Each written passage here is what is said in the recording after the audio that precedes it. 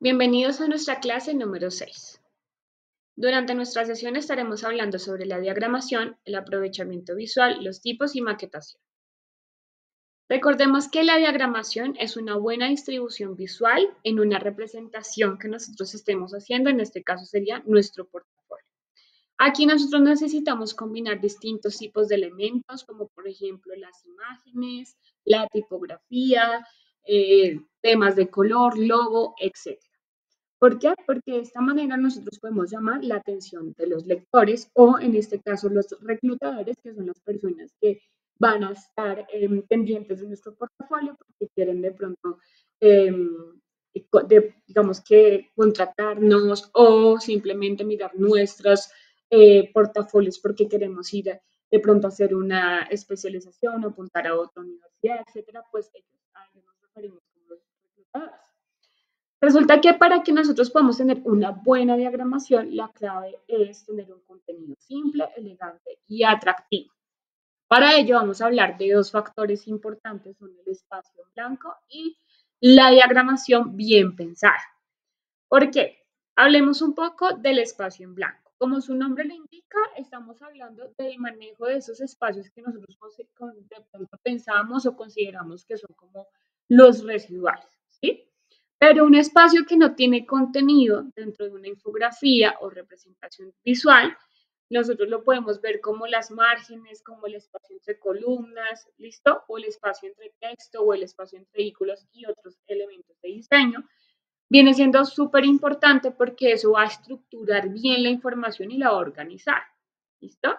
La importancia del espacio en blanco en crear, digamos que un contenido atractivo, es porque precisamente nos permite enfocar la información importante y al mismo tiempo, pues atraer, como habíamos comentado, al usuario. ¿Por qué? Porque el diseño suele verse más limpio y más simple. Veamos estos dos referentes. En el costado de la derecha no hay un buen manejo del espacio en blanco, porque veamos, por ejemplo, los títulos, subtítulos y los textos de contenido están, digamos que todos, como yo nombraba en nuestro micro video, como una palabra coloquial, están muy juntos, ¿sí? Están prácticamente como apretados todos y entonces la información no se logra ver bien, no es tan legible precisamente porque no hay una buena separación ni distribución entre los elementos, ni siquiera entre los gráficos ni los textos. Si vemos la representación del costado derecho, pues se ve de esa manera. Pero el del costado izquierdo sí tiene un buen manejo de la distribución del espacio en blanco y el poder de resumir nuestros textos. Recordemos que uno de los aspectos también que debemos tener en cuenta es no generar unos textos tan amplios porque los textos amplios a veces suelen aburrir a las personas cuando estamos hablando específicamente de un portafolio, sobre todo enfocado en diseño. Acá estamos más bien atreviéndonos a mostrar proyectos desde las imágenes, desde diagramas, desde infografías, más que ver solo textos, ¿cierto?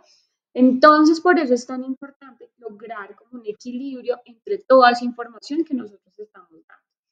Lograr una buena diagramación no es tan fácil, es cuestión de práctica y es cuestión de ir como visualizando lo que yo quiero encontrar. De hecho, nosotros podemos buscar referentes o ya existen muchas aplicaciones que nos permiten tomar, por ejemplo, ciertos diagramas ya realizados y simplemente editarlos para que sea mucho más fácil para nosotros. Pero el hecho de irlos trabajando y tomarlos como referente nos permite que en una próxima oportunidad, siendo nosotros los diseñadores o creadores de esos diagramas, pues ya tengamos como la experiencia o una, digamos que una buena postura sobre cómo manejar la información. Debemos entender que la diagramación es, digamos que, fundamental y la diagramación de nuestras piezas gráficas se refiere precisamente al arreglo de todos los elementos y el contenido. Cuando nosotros creamos esa pieza gráfica es importante empezar con una historia por contar, por lo tanto hay que escoger un diseño que se adapte precisamente con esa historia. Recuerden que cuando estamos hablando de nuestro portafolio, pues estamos contando prácticamente nuestra historia desde los inicios hasta el último, de pronto, el proyecto que nosotros hemos tenido. Así que hablamos de un sello propio, estamos hablando de, por ejemplo, de pronto yo quiero trabajar un filtro, de pronto yo quiero escoger una tipografía para todos mis proyectos, de pronto hasta estamos creando algo que es para recordar. Así que es muy importante tener en cuenta todos estos elementos y precisamente pues la forma de estructurar. Resulta que nosotros encontramos que hay distintas, digamos que tipos de diagramas, porque les comentaba que es importante que nosotros no utilicemos tanto texto en el portafolio, sino más bien diagramas. Así que vamos a ver algunos de ellos.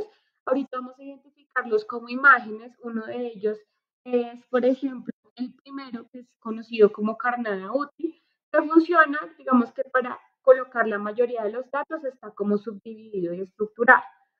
Tenemos el versus, que es cuando necesitamos comparar información. Prácticamente simétrico, si ustedes ven el costado derecho es totalmente idéntico al costado izquierdo. Lo único que hacemos es poner pues la información que voy a comparar de un lado al otro. Tenemos el otro que son datos de fuentes.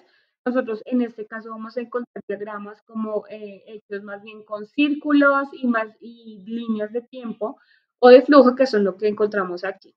Luego encontramos el mapa de recorrido, que es como un paso a paso y prácticamente es como un camino o un recorrido, precisamente como su nombre lo indica, donde vamos contando ciertos factores importantes, línea del tiempo, que es, pues, digamos, como nosotros lo conocemos, ir colocando imágenes y fechas, pero no es como la típica línea del tiempo solo con texto, sino que la idea es que acá estamos alternando con imágenes y finalmente pues, tenemos el artículo visualizado, que es totalmente diferenciado por secciones, pero miren que la distribución de la información es muy clara.